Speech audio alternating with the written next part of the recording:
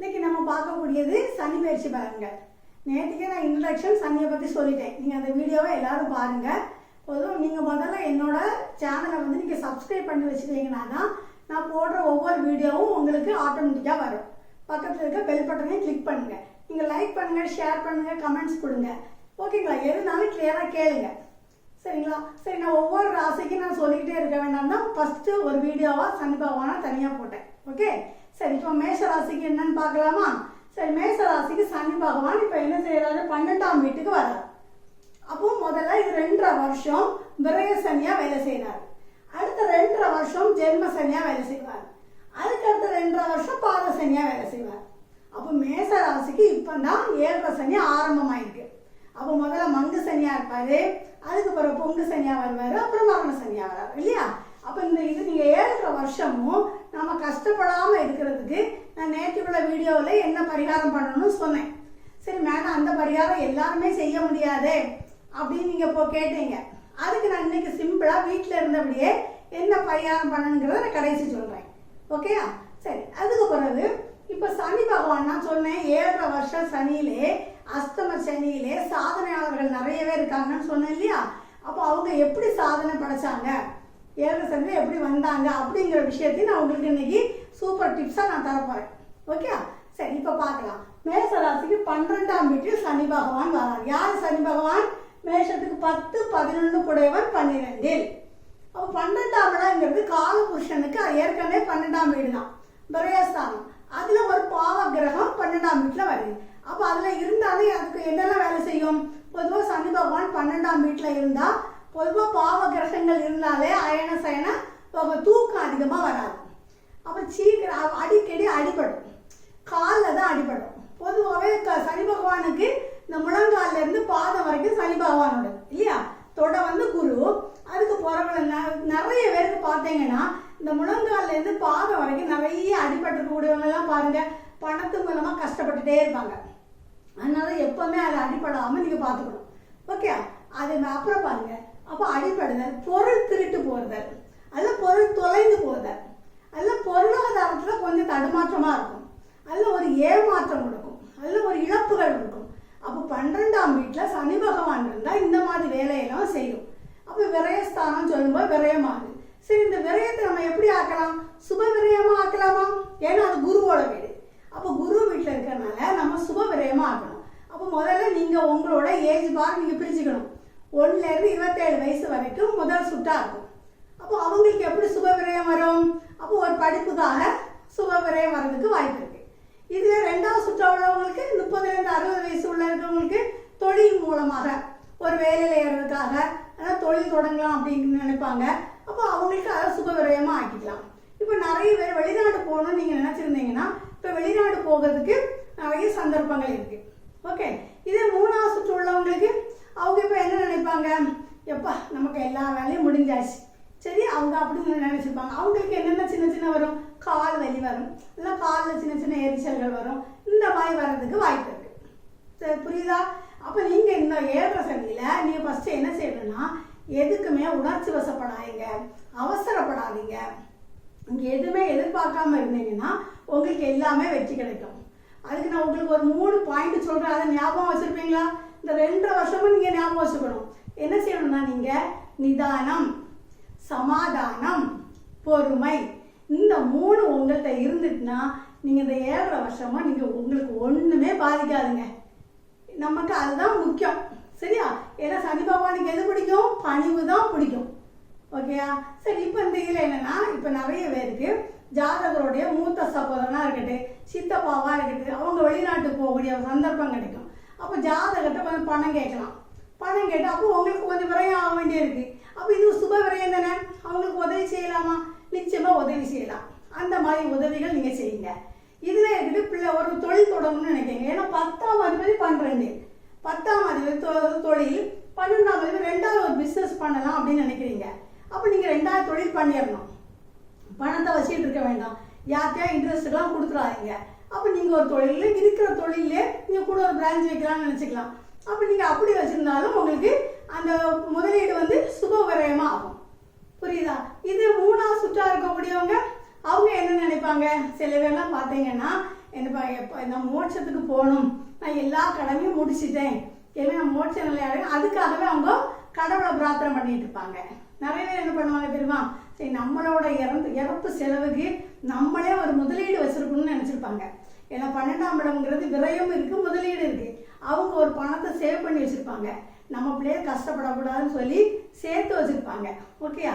இதே 12ஆம் வீடு 10ஆம் அதிபதி 12ல் இருக்கனால ஒரு நிறுவனம் வச்சுருக்கக்கூடியவங்க, அந்த நிறுவனத்தின் மூலமாகவே அவங்க வெளிநாட்டு போவாங்க. இங்கே ஒரு வேலை பார்க்குறீங்க, அந்த நிறுவனமே உங்களை வெளிநாட்டுக்கு அனுப்பும். பொதுவாகவே இந்த 10ஆம் அதிபதி 12ல் யாருக்கெல்லாம் மீனராசியில் இருக்கோ உங்கள் ஜாதகத்தில் அவங்களுக்கு கடைசி வரையும் வேலை பார்த்துட்டு தான் இருப்பாங்க. அவங்களுக்கு ஓய்வே கிடையாது. ரெஸ்ட் எடுன்னு சொன்னாலுமே அவங்க என்ன செய்வாங்க, என்னால் முடியாது, ஏதாவது வேலை பார்த்துட்டே இருக்கணும் அப்படின்னு சொல்லுவாங்க. இல்லை நீங்கள் வேலை பார்க்க வேண்டாம்னு சொன்னாலும் ஒரு கோவில் திருப்பணியாக செய்துட்டு இருப்பாங்க, கோவிலில் வேலை பார்க்கணும் அப்படின்னு நினைப்பாங்க. அந்த மாதிரி இருக்கக்கூடிய இருக்கும். பொதுவாக அவங்களோட ரொம்ப நெருங்கிய நண்பர்கள் யாராவது இருந்தால் கூட அவங்க மருத்துவமனையில் இருப்பாங்க, அந்த ஆஸ்பத்திரியில் இருக்கும்போதே மரணம் ஆகிறதுக்கும் வாய்ப்பு இருக்குது. ஏன்னா 12ஆம் இடங்கிறது மருத்துவமனை, அங்கே 11ஆம் இடங்கிறது நண்பர். அப்போ நண்பர் நமக்கு ரொம்ப நெருங்கிய நண்பர் கூட இப்போ மரணம் ஆகிறதுக்குள்ள வாய்ப்புகளும் இருக்குது. புரியுதா? அப்போ சனி பகவான் இருக்கிற இடத்துல என்னென்ன செய்வாருங்கிறத நான் உங்களுக்கு அழகாக சொல்லிட்டேன். சரி, அப்போ அவரோட பார்வை என்னன்னு பார்க்கலாமா? அவரோட பார்வையை பாருங்க. அவருக்கு பார்வை வந்து 3, 7, 10, அதான் அவரோட பார்வை. சரியா? சனியோட பார்வை 3, 7, 10. அந்த 3ஆம் பார்வைங்கிறது சனி பகவான் இங்கே இருந்து 3ஆம் பார்வை 2ஆம் இடத்தை பார்க்குறாரு. ஓகே, அப்போ இந்த 2ஆம் இடத்தை பார்க்கும்போது இந்த 2ஆம் இடத்துல என்னெல்லாம் இருக்கு? கல்வி இருக்கு. கல்வினா பால கல்வி, சின்ன குழந்தை 8ஆம் கிளாஸ் வரைக்கும் உள்ள படிக்கக்கூடிய கல்வி. வாக்கு இருக்கு, தனம் இருக்கு, குடும்பம் இருக்கு. ஓகே, அப்போ இதில் பார்க்கணும். அப்போ சின்ன பிள்ளைங்க இப்போ கொஞ்சம் படிப்பில் மந்தமாக இருக்கும், அதில் உடனே அதில் கடைசி வரைக்கும் படிக்காதுன்னு நினைக்கக்கூடாது. ஓகே, 8ஆம் கிளாஸ் வரைக்கும் கொஞ்சம். இதே 1 வயசு 2 வயசு பிள்ளைகளை பாருங்க, கொஞ்சம் பேசவே செய்யாது. அப்புறம் உடனே பிள்ளை பேசலான்னு நினைப்பீங்க, அப்படி இல்லை, கொஞ்சம் ஸ்லோவாக பேசும். நான் கூட இந்த ஏன்னா சனி பகவான் 2ஆம் இடத்த பார்வை இருக்கனால எப்பவுமே சனியோட 3ஆம் பார்வை நல்ல பார்வை கிடையாது. ஓகே, அப்போ அந்த இடத்துல இருக்கேன். இது வேறு குடும்பம்னு சொன்னேன். பொதுவாக சனி 2ஆம் இடத்துல இருந்தாலோ 2ஆம் இடத்தை பார்த்தாலும் தாமதமாக தான் திருமணத்தை கொடுக்கும். ஓகே, அதுனா திடீர் திருமணத்தை கொடுத்துரும். நினச்சே பார்க்க மாட்டான், ஃப்ரெண்டு கல்யாணத்து போவான், நீ தான் வச்சா மாப்பிள்ள அப்படிமா, அப்படி திடீர் திருமணம் கல்யாணம் இருக்கும் வாய்ப்பு இருக்குது. ஓகே, அந்த மாதிரி இருக்கும். அப்போ பொருளாதாரத்தை நீங்கள் கொஞ்சம் கவனமாக வச்சுக்கணும். தனம் நமக்கு சனி பார்வை 3ஆம் பார்வை நல்ல பார்வை இல்லை. புரியுதா? அப்போ 3ஆம் பார்வை நம்ம கவனமாக இருக்கணும். வாக்கு யார்கிட்டயா பேசும்போது கவனமாக பேசணும். சரியா?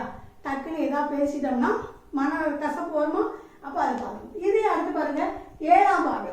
7ஆம் பார்வைங்கிறது என்னது? பொது பார்வை. எல்லா கிரகத்துக்குமே 7ஆம் பார்வை தான் பொது பார்வை. மேஷத்துக்கு நேரம் அது 6ஆம் இடத்தை பார்க்குது. 6ஆம் இடம்ங்கிறது என்னது? வேலை, ஒரு உத்தியோகம் வேணுமா, அப்போ நம்ம 6ஆம் பாவத்தை தான் பார்ப்போம். எதிரி இருக்காங்களா, கடன் இருக்கா, வழக்கு இருக்கா, அப்படிங்கிறது எல்லாமே நம்ம 6ஆம் பாவத்தை வச்சு தான் சொல்லுவோம். அப்போ அவங்களுக்கு எப்படி இருக்கும்? இந்த வருஷம் போகவும் சனி இதில் போய் இதில் ஏற்கனவே இல்லை யார் இருக்கா? கேது இருக்கிறார். அப்போ கேதுவும் சனியும் எப்போவுமே சேர்த்து இருந்தாலோ பார்வை இருந்தாலோ எதுவுமே தடைப்படும். அப்போ நீங்கள் வேலையில் இப்போ இருக்கும்போது இப்போ திடீர்னு நீங்கள் வேற ஒரு வேலைக்கு போகிறீங்கன்னா யோசிக்கக்கூடாது. சரியா? ஏன்னா இவருக்கு எடுக்கக்கூடியவர் கேதுவும் சனியும். அப்போ நீங்கள் ஒரு வேலையை நல்லா யோசித்து தான் அடுத்த ஒரு வேலைக்கு போகணும். இதே இருக்குது, நிறைய எதிரிகள் உங்களுக்கு வர வாய்ப்பு இருக்குது. இப்போ நீங்களே ஒரு தொழில் நிறுவனம் வச்சுருக்கீங்கன்னு வச்சுக்கோங்க. இப்போ புதுசாக ஒரு ஆள் எடுக்கிறீங்க, நிறைய ஆள் எடுக்காதீங்க. எடுத்துகிட்டு இருந்தீங்கன்னா அதுவும் கஷ்டம். அப்புறம் இந்த வேலை பார்க்கக்கூடியவங்க கடன் கேட்பாங்க, அந்த கடனையும் பார்த்து கொடுங்க. ஓகே, அப்புறம் நீங்கள் நிறைய ஆளுகள் எடுத்தீங்கன்னா அந்த மக்களே உங்களுக்கு போராட்டமாக இருப்பாங்க, அவங்களே நம்மளை போராட்டம். அதனால ரொம்ப கவனமாட்டு 6ஆம் பாவத்தை நீங்கள் கையாளணும். 7ஆம் பார்வையாக பார்க்குறதுனால நீங்கள் 6ஆம் பாவத்தோட காரங்கள் எல்லாத்தையும் கொஞ்சம் கவனமாக இருக்கிறது நல்லது. ஓகே, அடுத்து 10ஆம் பார்வையா 9ஆம் இடத்தை பார்க்குறாரு. ஓகே, இதை பார்க்குறாரு. 10ஆம் பார்வை அவருக்கு சிறப்புங்க. சனி பகவான் 10ஆம் பார்வை வந்து எந்த இடத்த பார்க்குறாரோ 10ஆம் பார்வையா அந்த இடம் ரொம்ப சிறப்பாகவே இருக்கும். அப்போ இது என்னது? 9ஆம் இடம். அப்போ இது 9ஆம் இடங்கிறது என்னது? தந்தை. அப்போ தந்தையோட ஆயுள் கூடும். ஏன்னா இவர் ஆயுள்காரகன் இல்லையா? ஆயுள்காரகன் 9ஆம் இடத்தை பார்க்கும்போது தந்தை ஆயுள் அதிகரிக்கும், தேவ பக்தி கூடும். இப்போ நம்மளுக்கு எங்கேயாவது ஒரு கோவிலுக்கு போகணும், அது போகணும், அப்படிலாம் நிறைய எண்ணங்கள், அந்த மாதிரி எண்ணங்கள் நமக்கு அதிகமாக வந்துக்கிட்டே இருக்கும். அப்போ ரொம்ப இதில் பார்க்குறது ரொம்ப சிறப்பு. அப்போ 3 பார்வையும் சிறப்புன்னு சொல்லிட்டேன். ஓகேயா? சரி, என் மேல் இப்போ 7.5 சனிக்கு நான் என்ன சொன்னேன், நேற்றுக்கே நான் ஒரு பரிகாரம் சொல்லியிருந்தேன். அது செய்ய முடியாது மேடம்னு சொன்னீங்க. அதுக்கு இன்றைக்கி சிம்பிளாக என்ன சொல்கிறேன்னா, நீங்கள் தினமும் காக்கைக்கு என்ன பண்ண, உலர் திராட்சை இருக்குது பார்த்தீங்களா, அது ஒரு பிடி வைங்க. டெய்லி வைக்கணும். வச்சுக்கிட்டே இருந்தீங்கன்னா உங்களுக்கு அந்த 7.5 சனியோட தாக்கம் குறையும். அது செய்து பார்க்குறீங்களா? சரி, அதுக்கு பிறகு இன்னும் ஒன்று என்ன சொன்னேன், சாதனையாளர்கள் வெற்றி ஆகிறாங்க. நிறைய பேர் பார்ப்பாங்க அரசியலில், ஆக இவன் இந்த வருஷம் ஜெயிக்க மாட்டான், அவனுக்கு 7.5 சனி நடக்கு, அவனுக்கு அஷ்டம சனி நடக்கு, அவன் வின் பண்ண மாட்டான், அவனுக்கு கவர்மெண்ட் வேலை கிடைக்காது, இப்படி சொல்லுவாங்களா? சில பேர் அதுக்கு கிடைச்சிருக்கும். அது எப்படின்னு பார்த்தீங்கன்னா, பொதுவாக உங்கள் ஜாதகத்தில் நீங்கள் பார்க்கணும், கோச்சார சனி மீனத்துக்கு வந்திருக்காரு இல்லையா? உங்கள் ஜாதகத்தில் அஷ்டவர்க்கத்தில் மீனத்தில் 30 பறவைகளுக்கு மேலே இருந்தால் அந்த 2.5 வருஷமும் டாப்பாக இருக்கும். நீங்கள் நினைக்கிற காரியங்கள் நடக்கும், உங்களுக்கு புதிய திருப்பங்கள் நடக்கலாம், முன்னேற்றம் ஏற்படலாம். அப்படி இருக்கான்னு உங்கள் ஜாதகத்தில் பாருங்கள். மீன ராசியில் கோச்சார சனி வரும்போது இந்த இடத்துல 30 பறவைகளுக்கு மேலே இருக்கணும். ஓகே, இதே மாதிரி பாருங்க, இவர் 3ஆம் பார்வையா ரிஷபத்தை பார்க்குறாரு இல்லையா? இந்த உங்கள் ஜாதகத்தில் சனி பகவான் எங்கே இருந்தாலுமே அந்த இடத்துல 3ஆம் இடத்தை பார்க்கும்போது அதில் 30 பறவைகளுக்கு மேலே இருந்தாச்சுன்னா நீங்கள் ரொம்ப கவனமாக, நீங்கள் எங்கே பேசினாலுமே உங்களுக்கு பக்கத்துலேயே ஒரு அகைன்ஸ்டாக பேசக்கூடிய ஒரு ஆள் இருக்கும். அதனால நீங்கள் பேசும்போது கவனமாக பேசணும். நீங்கள் என்ன பேசினாலுமே அவங்க அதுக்கு எதிர்த்து தான் சொல்லுவாங்க. நீங்கள் போன கூட சொல்லுவாங்க, ஆமாம் அவன் வந்து சொல்லிட்டான், இதெல்லாம் ஒன்றுமே கிடையாதுங்க அப்படின்ட்டுருவாங்க. இதே சகோதர சகோதரியாக இருக்கட்டு அவங்க மேலே ஒரு வெறுப்பு இருந்துக்கிட்டே இருக்கும். அப்போ நம்ம 3ஆம் பாவத்தில் பார்க்கும்போது 30 பறவைகளுக்கு மேலே இருந்தால் ஓகே இருந்தாச்சுன்னா இந்த மாதிரி ஒரு சந்தர்ப்பங்கள் உங்களை, அப்போ நீங்கள் நினைக்கிறது ஒன்று நடக்கிறது ஒன்றா இருக்கும். ஓகே, இதே அவள் 7ஆம் பார்வையாக 6ஆம் இடத்துல 30 பறவைகளுக்கு மேலே இருந்தால் அது இருந்தாலும் ரொம்ப கொஞ்சம் சிரமம் தான். உறவினர்கள் மூலமாவது கூட்டு தொழிலெலாம் செய்யக்கூடாது. அப்போ ஒரு கஷ்டங்கள் இருந்துக்கிட்டே இருக்கும். எப்போ 30 பறவைகளுக்கு மேலே இருந்தால்.